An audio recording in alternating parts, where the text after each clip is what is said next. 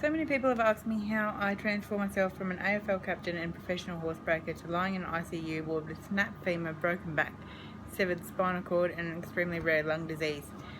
So rare it's not yet medically defined. That it has no cure and has no determination on the cause. The disease is called ARDS, Adult Respiratory Distress Syndrome. And the best definition that they are likely to have given is the adult form of SIDS. In 2008, in the month of April, when I contracted the disease, there had only been one other case worldwide and next to no medical knowledge on the disease. I was literally a test bunny that for what would and couldn't work, bearing in mind that the only other person was a 40-year-old male PE teacher that never drank, never smoked and never partied from Melbourne. They had no, and he had died. They had no idea. Then Mr. California, or the guy who I call Mr. California, the #1 leading researcher on the disease in the world, he was flown in from California to Toowoomba and still had nothing to offer. I was set for sure death. I had no hope and they were out of test ideas. I was already on 100% oxygen in ICU, but my lungs were only outputting less than 20% into my bloodstream. Hypoxia is the term they use for this condition, where the below average rate is 60% oxygen per milliliter of blood mercury, with the ideal healthy level being 80 to 95%.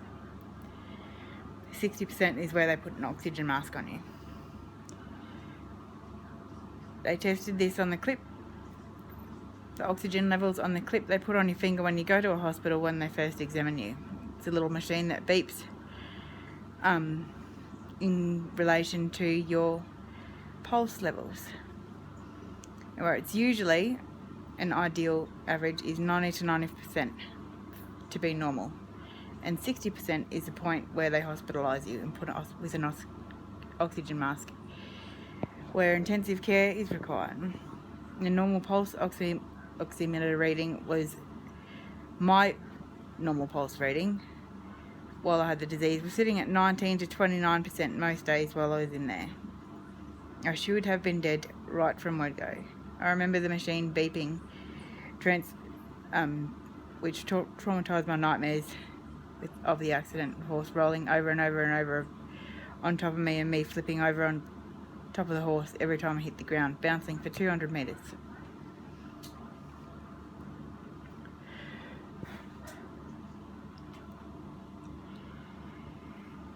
And on top of that, I had nightmares of the night shift nurses pushing my oxygen mask so that it would fall so forcibly down over my face to stop it making farting noises that I thought they were trying to suffocate me, literally. But I couldn't scream out. My face, my nose, my mouth were all covered with the oxygen mask. So every time they pushed down, I couldn't even make a noise or do anything but plead with my eyes for them not to end my life, just because of a sound that farted every time I moved my cheeks to take a breath. All my family came to visit me, and at this point I knew I was on death row. They'd done all the tests they could. I'd been told by doctors over and over and over again that unless I taught myself how to breathe, I was going to die. When everyone come, including people from New Zealand, I knew that this was it. I was set for sure death and everyone was preparing for it, even the dude from California, Mr. #1 lung researcher in the world. But that was my turning point, and I remember sitting up in my bed. My family remember me laying there lifeless, with the machine flatlined, clinically dead. But I wasn't, my body was. I seen the blue and white stripes, blue stripes on my white Stad Sunday best shirt with baby pink stripes going down. One cotton reel wide, both of them. Yet he was 10 metres away. I remember that so vividly. I could smell his aftershave even though he was right nearby. Nobody else was with him except for Mr. California, the world's best. And even when he told my dad, to prepare my will and make arrangements for my funeral, and that there was nothing they or anyone could do anymore, I almost At that point, I almost flatlined myself. I remember laying back in bed, slightly giving up. I heard the words, I would surely have brain damage if I even recovered, if I made it through the night, if I didn't die. Then something triggered inside me and I smelt my dad again. I sat back up and I could see the pink and blue stripes on his white Sunday best with the blue tie that he wore every Sunday morning, the grey striped pants that he wore to his wedding. And a single tear ran down, followed by another, and then another, and then another, spilling from my father's dark, tired, sad, pleading eyes. What if she does? He asked. And the strong reply I heard that was filled with doubt. Unless, Mr. Frank, she teaches herself to breathe, which no animal has ever, to my knowledge, done before. It's reaction rather than learnt behaviour.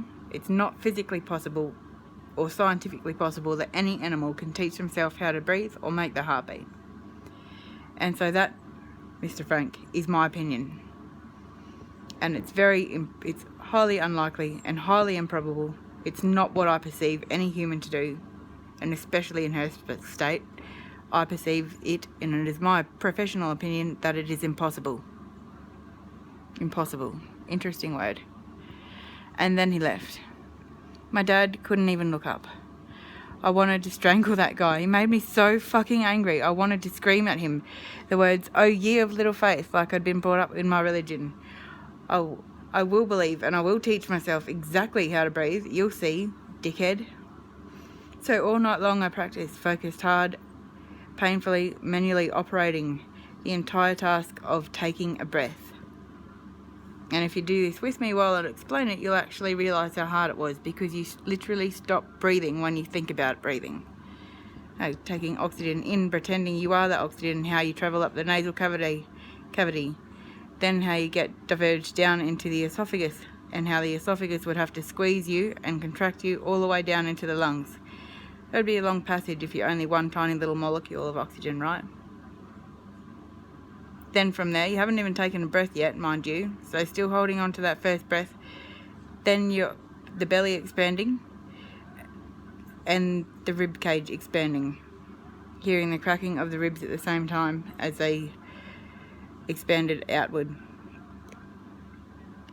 Then the muscles that control the lungs, forcing the lungs to expand in an outward motion and fill with oxygen, as all the oxygen around me and my friends that were oxygen filled up the lungs with me. From there I paused for a minute, not knowing what to do, but trying to find an out into the bloodstream where I know I'm meant to go. I fight my way out into the bloodstream and I find the red blood cells that I'm meant to attach myself to. I've got to get burst into them before I'll be able to save this person's life. That's if I was an oxygen atom. That's what they would do. That's what mine did, and I had to force them to do that. After that, I had to force the leftover oxygen and carbon dioxide out through that same way. Note to self, did you stop breathing for a second when I took you through that? I bet you for a good 5 seconds you didn't even breathe for a minute, because I was taking you through what it was to breathe. Yeah, that's, my friends, how hard it was. The hardest thing I have ever will ever have to do in my life.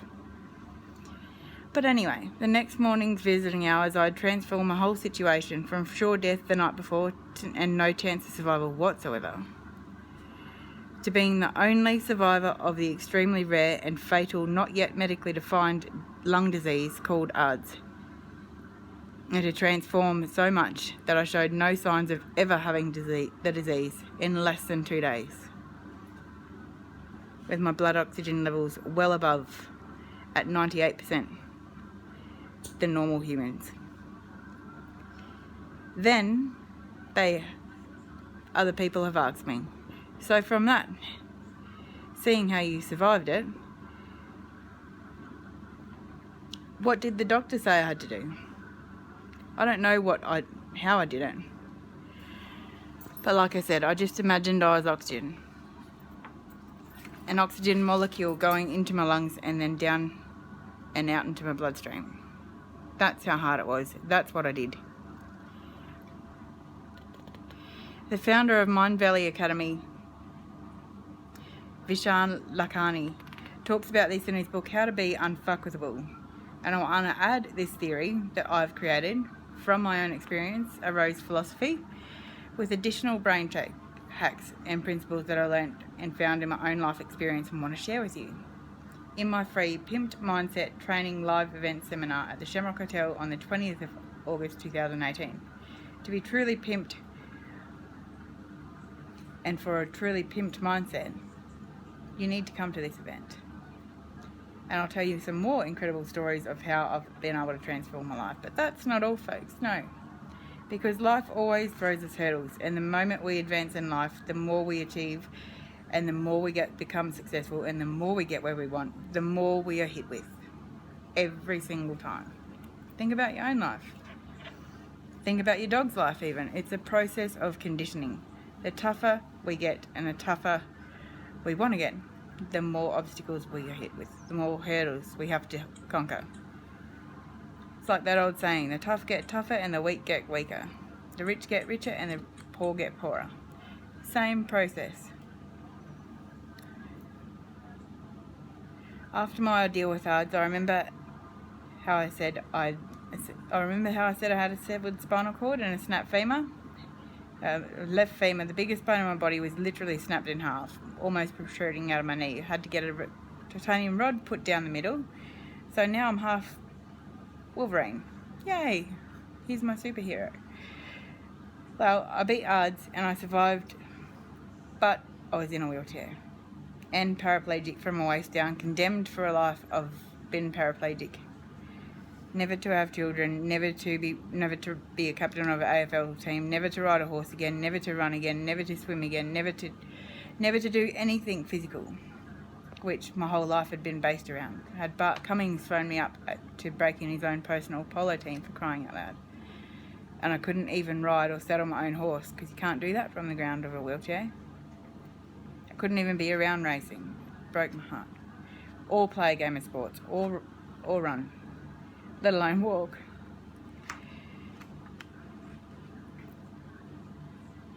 It was my T12 vertebrae that was completely crushed, and at this point I become so low and so upset that every day when I opened my eyes and went to turn to get out of bed, I would remember, and it come back, it hit me like a truck each morning. Worse, it hit me like the horse fall again, 75 k's an hour straight into the sandy track. Boom! I was stuck in a wheelchair.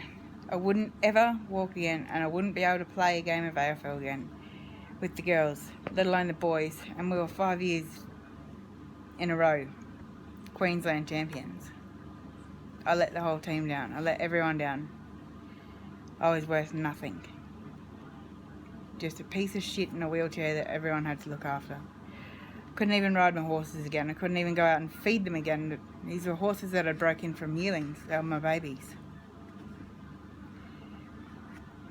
Couldn't even bear to smell them. I just stayed inside and cried. Every single morning I literally felt life ripped from me and my heart crushed by my own self-pitying hand. I'd had other people crush my heart and break my heart. But this was much worse. When you break your own heart, it's worse than the whole world turning against you at once. There is nothing no one or anyone can do but yourself, and you're your own blame. That's harder than anyone else breaking your heart, I believe.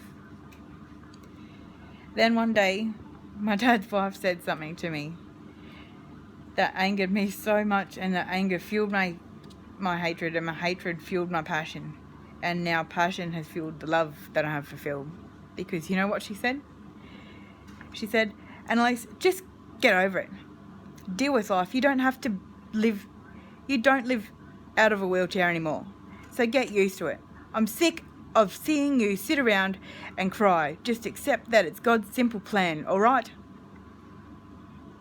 I'm sick of seeing you sit just here. You're a waste of space. Just accept it and move forward. Just find something to do with yourself. Go play the piano, something. I don't care. I just can't look at you like this anymore. I already hated the bitch.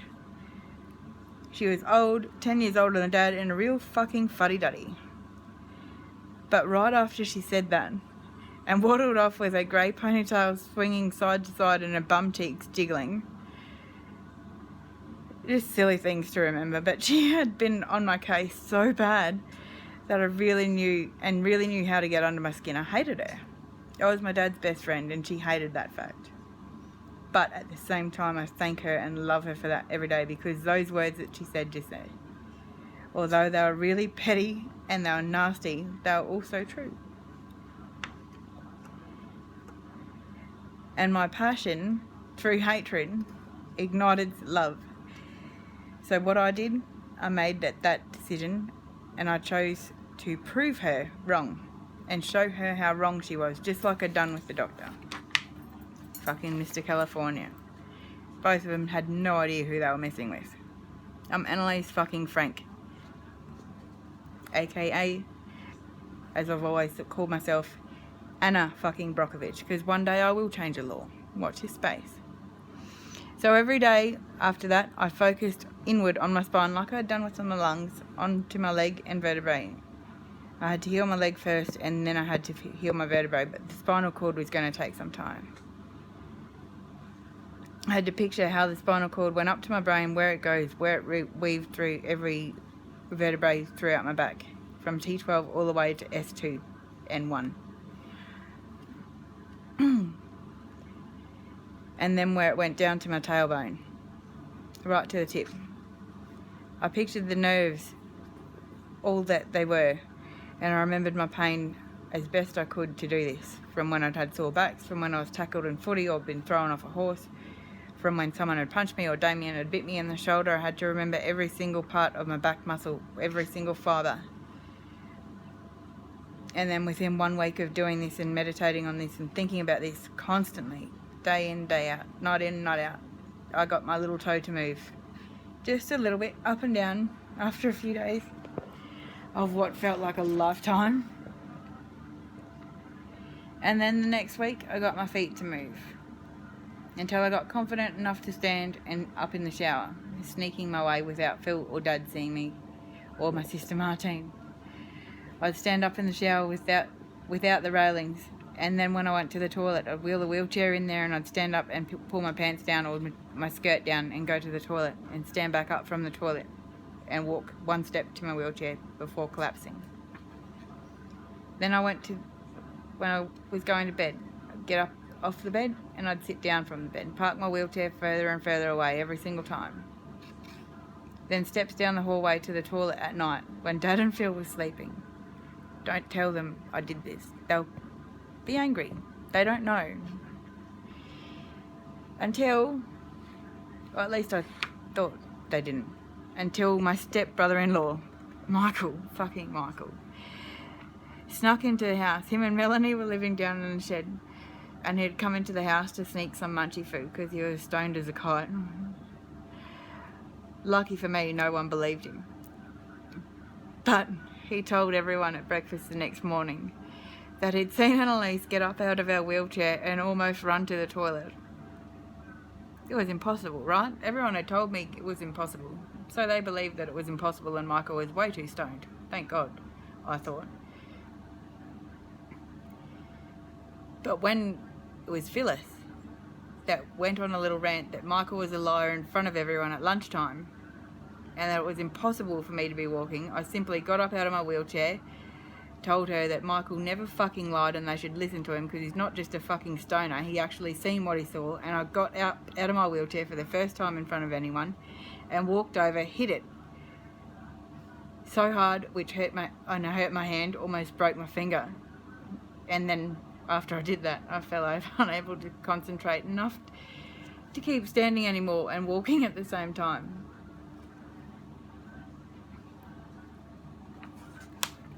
But I showed them. After that, I kept on practicing how to walk. And people ask, why aren't you still in a wheelchair? With a severed spinal cord and a crushed vertebra, isn't it impossible? To heal a severed spinal cord once paraplegic? We've always been told it's impossible to heal a spinal cord. No medical, no doctor, no surgery can heal a spinal cord, but I did. And can I tell you a secret? And it's big. The answer's always been the same, and it always will be. And in everything I do, it's the same, with 100%. I agree with them. Yes, it's impossible. Confused, they look at me with a puzzled look and go, what do you mean? You just agreed that it's impossible. So how did you do that? I thought it wasn't possible. And I reply every time, it's possible, all right? Because you don't know the definition of impossible. Impossible, I-am, P-O-S-S-I-B-L-E. The prefix is I-am. Those two words throughout history have always meant, and properly means, I am.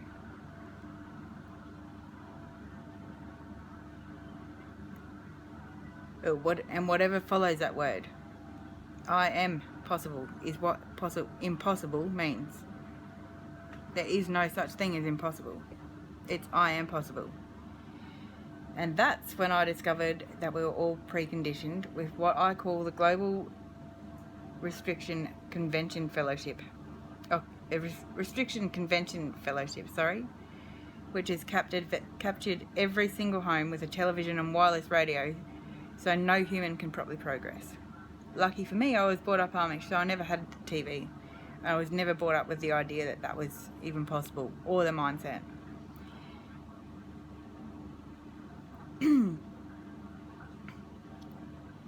So this idea that a restriction convention is so strongly established in our own belief, and in things like impossible, which never existed pre-reconstriction conviction fellowship. And did you know impossible means I am possible? I did say that. And now you can see that. Obviously there's other lies, right? And they limit us. You can't say it's not true, because I am living proof that impossible is a lie. Even outside of ourselves, nothing is impossible. Everything we're told is impossible is wrong. I'll quickly go through some other points I get asked often. And what I've written in my book is about more than intention, career and relationships. Those who know me best constantly say that they admire my ability to keep on keeping on. That they admire my passion, my drive and my commitment. That they admire my determination. They don't know where I find the strength. And it partly comes from that impossible belief, as I've just finished explaining. I am possible. And partly, I never had a TV. I've never been influenced by that. That's how I'm possible.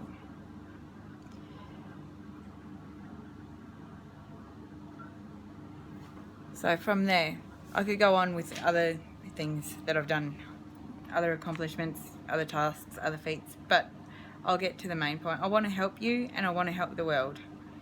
As many people as I can, to undo this restriction conviction scenario. You should see people's faces light up when I say, well, I haven't just walked. When I got out of my wheelchair, walking got fucking boring. And I wanted to get active again. I wanted to play AFL, I wanted to ride a horse, I wanted to ride a bike, I wanted to do everything that I used to be able to do pre-accident. But walking hurt to start with, so instead I decided to try riding a bike. There was no way I could run yet. It was a problem at first because my femur had overhealed and I developed a growth that pinched around and tore all my muscles when I moved. That was over where the normal bone was. I'd literally overhealed myself. I healed myself that well that the bone grew double in size. But once I'd walked enough to wear the muscle down, I started riding a bike. And then one day, just randomly, I decided to enter a charity fun run. The person I was living with said that I couldn't, so I did. And not just a charity fun run, not the 5k event. Stuff the 5k event. I was the next marathon runner that had competed in the Commonwealth Games in 1998 in the 4x4 800 metre medley and half marathon. So I entered the half marathon, 40 kilometres. I hadn't trained a day in my life and had hardly walked a kilometre in 3 years. But I was going to run 40 kilometres. Yep. And you know what? I did that 5.6 minutes shy of my pre-accident personal best time in Guam when I was in full competition. So that proves there's no fitness. No such thing as fitness. No such thing as training. Oh, and I was smoking a packet of 40 a day and just recovered from lung disease where they were shutting down. Not able to transmit blood oxygen levels to my blood. So if that gives you an idea how fucked fitness is and the idea of going to the gym to get fit, it's wrong. Fitness is in your mind, people. I'm living proof of that.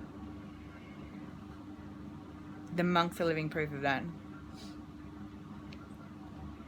So, I went from paraplegic to marathon runner in less than 2 years with my spinal cord completely healed and mended. There you go. And if I can ask your permission to go on to just another couple of transformations that haven't been limited to this. No, they haven't been limited to the physical.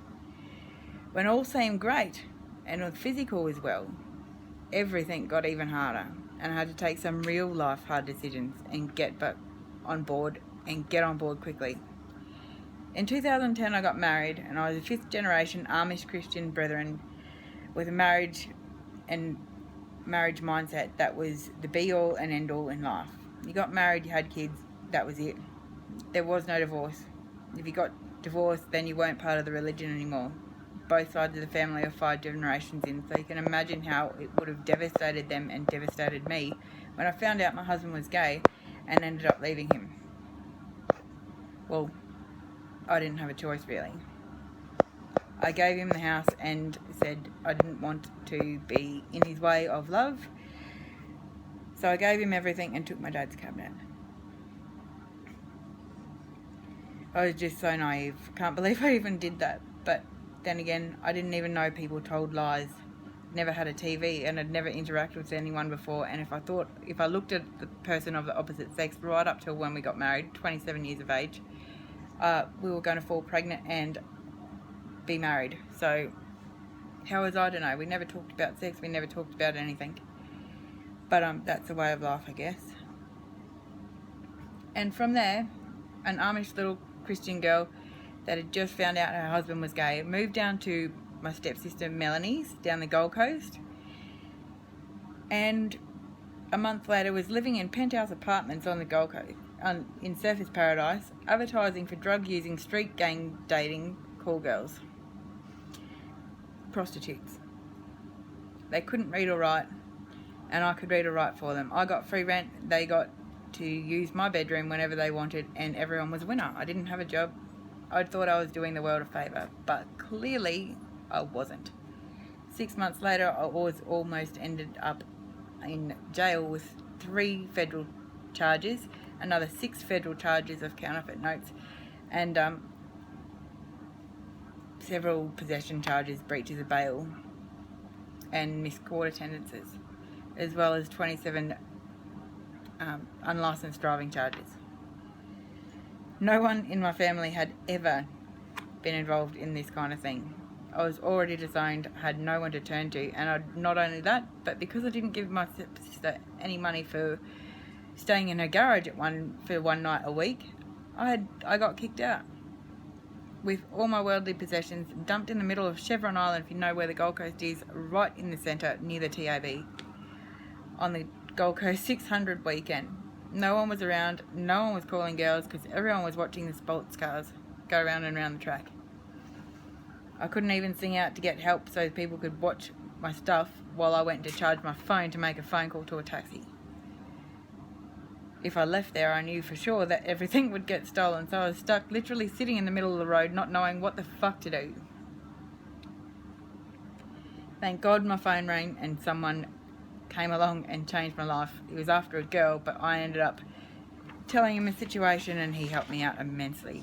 Thank you. You know who you are. With no one to turn to, it crushed my soul, my spirit, and the very being of myself. I gave up the fight on everything. I'd never touched drugs. I'd never taken alcohol, and I'd still never sworn. And at that point, when I had no one and nothing, that was it. I decided I was just going to be like my family thought I was. I was just going to become a junkie. But it's a little impossible to become a junkie when you don't believe in anything and that anything is real unless you believe it to be.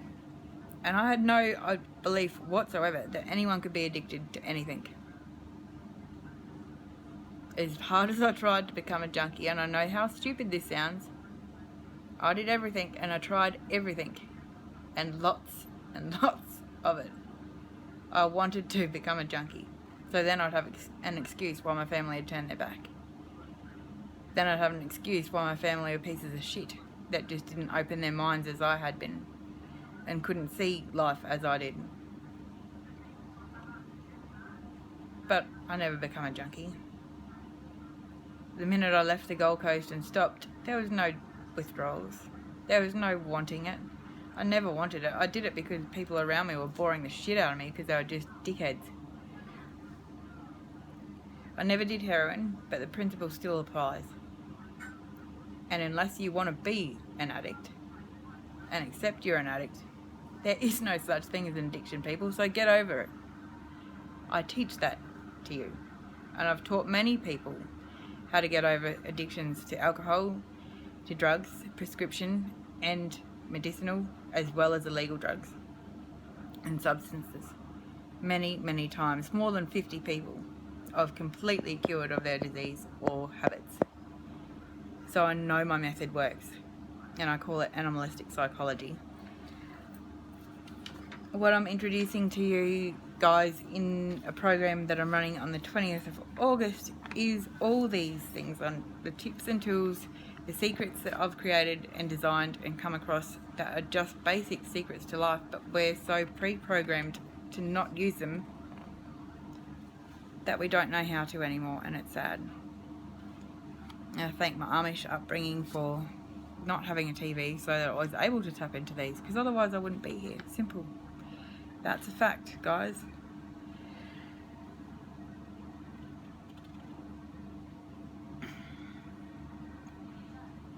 And then to finalise it all, I have been lucky enough to have been given a system. But this wasn't before I went through another hardship. It was to be the biggest one of my life. While I was down the Gold Coast, I met someone who I thought who was my soulmate. He had a bike accident at the same time, same day, same minute, 5:06 a.m. on the 1st of April 2008. His Harley Davidson was black with a white stripe down its front guard on the tyre. My horse was black with a white stripe down the front of its face. His Harley Davidson had a left back rim painted white. My horse had a left back sock that was white, going halfway up its leg. And they were both named Pipe and Clang. Ironic. We broke the same bones in the same places at the same time, at the same day, to the same minute, and rode the exact same things. By the way, Harleys often called horses, if you don't get the correlation. Completely random and weird. But everything was going well. We got engaged, and then his ex, the mother of his daughter, got him kicked out of the country. And for 6 years I had to battle his case on my own. But in doing that, I became the first law student in Commonwealth history to represent someone at representative level in the Supreme and District Court against a major insurance company, against the Queensland Police, the Australian government, and against some of the most corrupt lawyers, which you'll read about in future times. I have no doubt about that.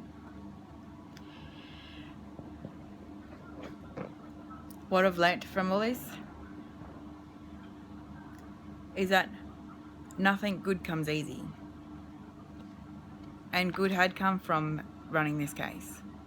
I'd developed an ego. I'd beaten Best Barrister in Queensland twice, and then a third time, at which point they brought in the second Best Barrister, where I got the first Best Barrister sacked.